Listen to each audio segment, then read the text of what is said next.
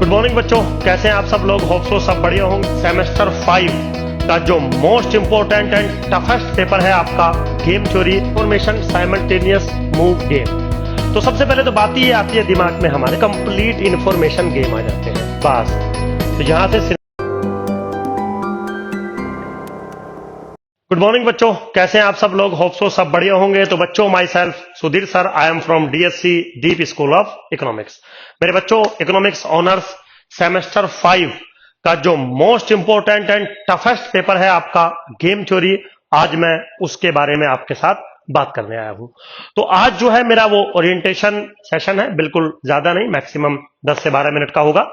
आज हम डिस्कस करेंगे कि हमारे पेपर में क्या है, क्या असाइनमेंट सिचुएशन है, क्या प्रैक्टिकल सिचुएशन है, आपका कितना इंटरनल होगा, कितना एक्सटर्नल आपका होगा, क्या वेटेज है किस यूनिट की, और किस यूनिट में हम गेम थ्योरी पढ़ाएंगे, और कैसे ये गेम थ्योरी का जो मेरा पेपर है वो माइक्रो इकोनॉमिक्स, मैक्रो इकोनॉमिक्स या मैथमेटिक्स से रिलेटेड है। ठीक है, तो बिल्कुल सिंपल है सारी चीजें। सबसे पहले तो थोड़ा सा हम बात देख लेते हैं। जो हमारा सब्जेक्ट है वो BA इकोनॉमिक्स ऑनर्स DSC इकोन 013 उसका कोड नंबर है।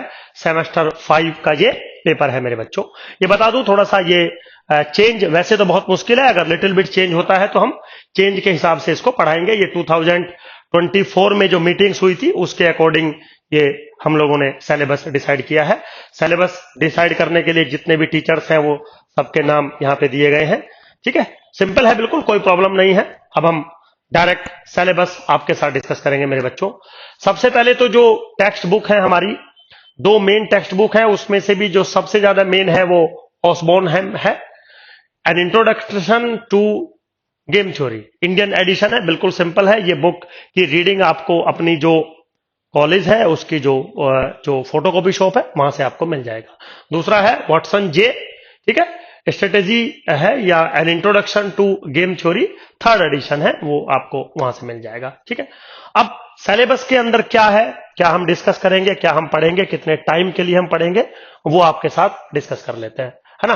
तो दिया हुआ है syllabus, topic wise reading list and lecture hours कितने हमारे लगेंगे। तो यूनिट 1 जो बिल्कुल बेसिक है और सबसे मेन है, एक्चुअली यूनिट नंबर 1 और 2 सबसे मेन है गेम थ्योरी का जो पोर्शन है। अगर यूनिट 1, 2 आपको समझ में आ जाती है तो यूनिट 3, 4, 5 में हम लोग उनका प्रैक्टिकल एप्लीकेशन देखेंगे। तो क्या कह रहा है, सबसे पहला यूनिट है complete information simultaneously move game, dominance या Nash equilibrium, mix strategy, Nash equilibrium. बिल्कुल सिंपल है सारी चीजें। सबसे पहले हम अगर चलें complete information simultaneous move game, तो सबसे पहले तो बात ये आती है दिमाग में हमारे कि गेम थ्योरी होता क्या है। बिल्कुल, अब ऑब्वियसली गेम थ्योरी में टॉपिक पढ़ा रहा हूं, तो गेम थ्योरी सीधा सीधा एक ऐसा थ्योरी है जो गेम पर बेस्ड है। अब गेम में कभी कभी 2 लोग खेलते हैं, 3 लोग खेलते हैं, 4 लोग खेलते हैं। इन जनरल हम यहाँ पे 2 लोग लेते हैं जो गेम खेलते हैं। अब गेम मतलब कोई मैं गेम नहीं खिला रहा हूं आपको, जो गेम में कुछ प्लेयर्स होते हैं। तो प्लेयर्स यहाँ पे कुछ लोग हो सकते हैं, कुछ फर्म हो सकती है, कुछ पॉलिटिकल पार्टीज हो सकती है, मूवी मेकर्स हो सकते हैं, कुछ भी हो सकते हैं जिनको हम प्लेयर बोलते हैं जो गेम खेलते हैं। अब जब वो गेम खेलेगा तो कोई ना कोई वो दिमाग लगाएगा, वो स्ट्रेटेजी लगाता है। स्ट्रेटेजी लगाएगा तो वो स्ट्रेटेजी कुछ प्राइस जीतने के लिए स्ट्रेटेजी लगाता है।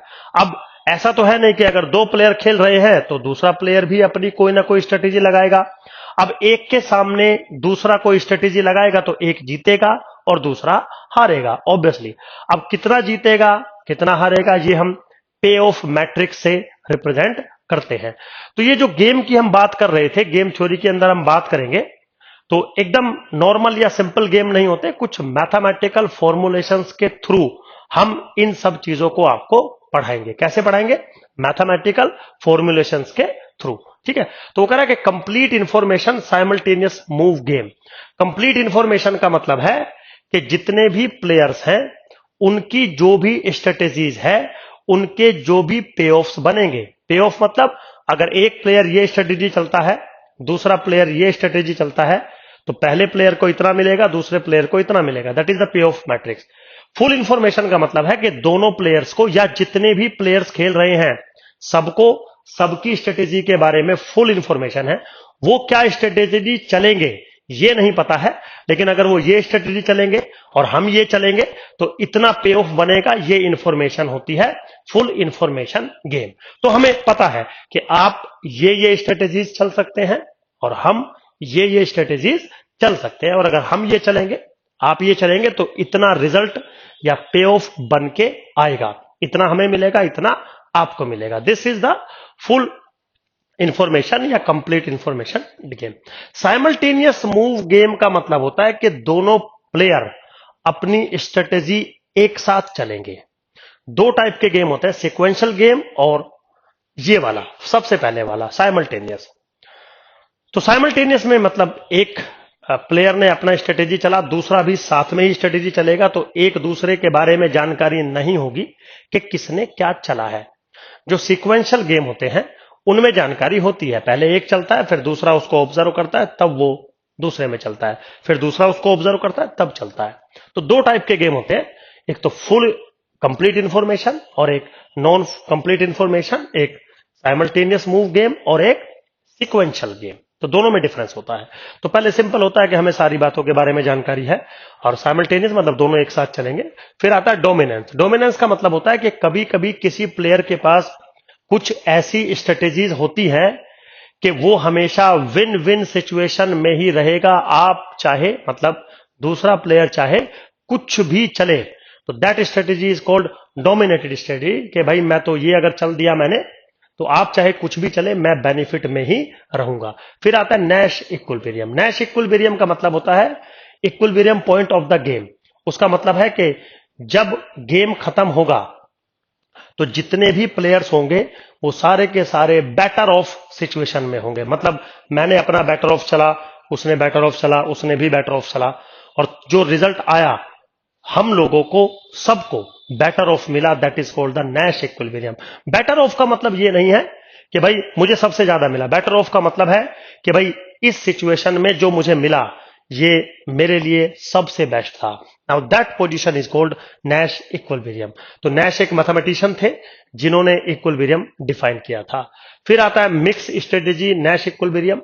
मिक्स स्ट्रेटेजी का मतलब होता है कि कभी कभी जो हम स्ट्रेटेजी चलते हैं वो एक्चुअली में नहीं चलते, उसके चलने के कुछ चांसेस, कुछ प्रोबेबिलिटी हमें डिफाइन की जाती हैं। तो अगर हम उसको कोई with respect to some probability scenario discuss करते हैं तो जो स्ट्रेटेजी हमारी होगी that is called mix strategy Nash equilibrium. ठीक है, तो ये बिल्कुल सिंपल था यूनिट 1। अब यूनिट 2 पे अगर आप चलेंगे तो बिल्कुल complete information extensive form game, जिसको हम सीक्वेंशियल की कैटेगरी में रखेंगे। तो सीक्वेंशियल की कैटेगरी में कुछ ट्री फॉर्मेट बनता है। ट्री फॉर्मेट बनता है मतलब एक प्लेयर होगा जो अपनी स्ट्रेटेजी को डिफाइन करेगा कि मैं ये स्ट्रेटेजी चल सकता हूं, मैं ये स्ट्रेटेजी, मैं ये स्ट्रेटेजी। फिर जो प्लेयर 2 है वो अपनी स्ट्रेटेजी उनके नीचे लगाएगा कि आप अगर ये चलते हो तो मेरे पास ये पॉसिबिलिटीज हैं, ऐसा चलोगे तो मेरे पास ये पॉसिबिलिटीज हैं, ऐसा चलोगे तो मेरे पास ये पॉसिबिलिटीज हैं। फिर से प्लेयर नंबर 1 है, उसका बारी आएगा कि मैं अगर ये चलता हूं, आप अगर ये चलते हैं तो मैं यहां पे फिर कुछ तीसरा चलूंगा। That sequence is called sequential games, है ना। इसको हम सब गेम परफेक्शन भी कहते हैं, क्योंकि सब गेम मतलब बार बार एक पूरे गेम में से कुछ ट्री की कुछ ब्रांचेज निकलती रहती हैं, और तब हम लास्ट में जाके जो पे ऑफ मैट्रिक्स होता है उसके बेसिस पर हम डिफाइन करते हैं कि हम क्या जो आउटकम होगा वो क्या बनेगा। तो बिल्कुल सिंपल है, यहां पर भी कंप्लीट इंफॉर्मेशन है, लेकिन हमने जो गेम है उसको एक्सटेंसिव कर दिया, एक्सटेंडेड कर दिया। ठीक है बेटा। फिर क्या आता है टॉपिक फ्रॉम इंडस्ट्रियल ऑर्गेनाइजेशन। ये सिंपल है, इसमें हम जितना भी हमने ऊपर आपको पढ़ाया उसका इंडस्ट्री के अंदर, फार्म्स के अंदर क्या प्रैक्टिकल एप्लीकेशन हो सकता है हम उसके बारे में बात करेंगे। तो जो यहां पर प्लेयर्स होंगे, एक्चुअली वो प्लेयर्स कोई इंसान नहीं होंगे, वो दो फर्म होंगी।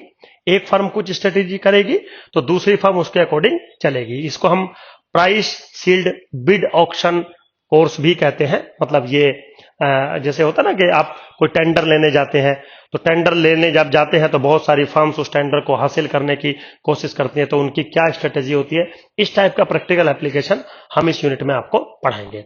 फिर क्या आ जाता है, इनकम्प्लीट इंफॉर्मेशन गेम आ जाते हैं। बस तो यहां से सिनेरियो चेंज हो गया।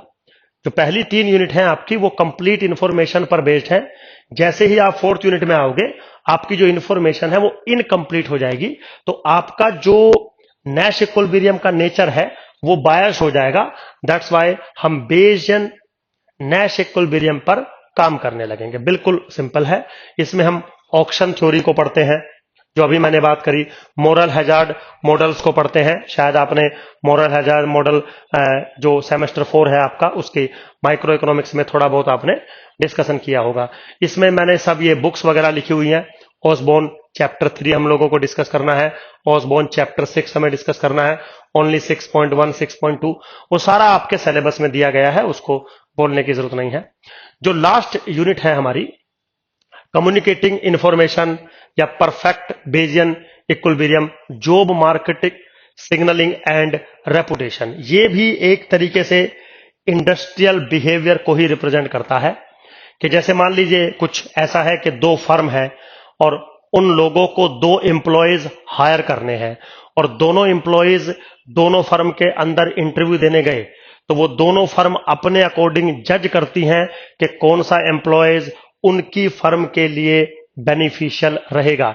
ये भी एक तरीका का गेम है। आपने देखा होगा आजकल रिसेंटली चल रहा है, जो फिजिक्स वाला कोचिंग इंस्टीट्यूट है उसने क्या किया है, जो बहुत बड़ा कोचिंग इंस्टीट्यूट था एलन, उसकी एक टॉप मोस्ट फैकल्टी को ब्रांच ऑफ मैथमेटिक्स से उठा के फिजिक्स वाला में लेके आया, जिसकी वजह से फिजिक्स वाला का 6% टर्नओवर इंक्रीज हो गया। आप समझिए, तो हो सकता है कल को फिजिक्स वाला कोई टॉप मोस्ट फैकल्टी लेके आए और उसको एलन वाले लेके चले जाए। तो ये भी एक तरीके का पार्ट ऑफ गेम ही होता है जीतने के लिए। इसमें हम बहुत सारी जो है कम्युनिकेटिंग इंफॉर्मेशंस, कम्युनिकेशंस के थ्रू करते हैं। ये जॉब मार्केटिंग थ्योरी पर वर्क करता है कि जॉब के अंदर या मार्केट के अंदर किस टाइप का जॉब सिनेरियो है। तो ये जितना भी प्रैक्टिकल एप्लीकेशन है मेरे बच्चों, वो सारा का सारा हम इंडस्ट्री या फर्म सेक्टर के अंदर आपके साथ डिस्कस करेंगे थ्रू सम मैथमेटिक्स, यानी कि मैथमेटिकल मॉडलिंग हम लोग बनाएंगे। बिल्कुल सिंपल है। इसमें जो वॉटसन आपकी बुक है चैप्टर नंबर 28 और chapter number 29 including some topics हम लोग डिस्कस करेंगे, है ना। असेसमेंट पैटर्न जो है वो बिल्कुल सिंपल है। इसमें जो इंटरनल असेसमेंट है वो 30 मार्क्स का है, बाकी 70 मार्क्स का है। 30 मार्क्स में से 6 मार्क्स हैं आपके अटेंडेंस का, 24 मार्क्स हैं आपके प्रैक्टिकल बेस जो असाइनमेंट बेस सिनेरियो होता है। तो ये बिल्कुल सिंपल 10 मिनट का आपके साथ मेरा डिस्कशन था कि गेम थ्योरी होता क्या है, क्या क्या काम करते हैं। तो गेम थ्योरी बस सिंपल, हम 2 लोगों के बीच या 2 फर्म के बीच, जिनको हम प्लेयर कहेंगे, उनके बीच का आपस में जो पे ऑफ को लेके, प्रॉफिट को लेके, या 2 पॉलिटिकल पार्टीज को अगर हम बात करें तो उनके विनिंग सिनेरियो को लेके हम बात करते हैं। तो कभी कभी इंफॉर्मेशन जो है कंप्लीट होती है, हमें पता होता है, कभी कभी इंफॉर्मेशन कंप्लीट नहीं होते। तो पूरा जो स्ट्रेटेजिक सिनेरियो है 2 फर्म के बीच का, 2 पॉलिटिकल पार्टीज के बीच का, या 2 प्लेयर्स के बीच का, उसको हम डिस्कस करने वाले हैं। ठीक है बेटा, तो ज्यादा टाइम नहीं लूंगा, बिल्कुल सिंपल है। बाकी जब यूनिट्स चलेंगी तो इनके सबके इक्वल वेटेज है। इसको भी 9 आवर्स दिया गया है, इसको भी 9 आवर्स दिया गया, सबको 9 आवर्स दिए गए हैं। तो कंप्लीट हम 9 आवर्स में इनको करेंगे और पूरा आपको समझाएंगे। मेरे बच्चों, ये टफेस्ट पेपर है। टफेस्ट पेपर का मतलब ये नहीं होता कि वो टफ होता है। टफेस्ट पेपर का मतलब होता है आप इस पेपर को रट नहीं सकते, आपको डे 1 से, पहली क्लास से ही इस पेपर को समझना पड़ेगा बहुत अच्छे से। अगर आपने चीजों को समझा तो पेपर आसान होता है, कोई प्रॉब्लम नहीं होती है। ठीक है, होप सो आपको समझ में आएगा। Thank you very much, bye.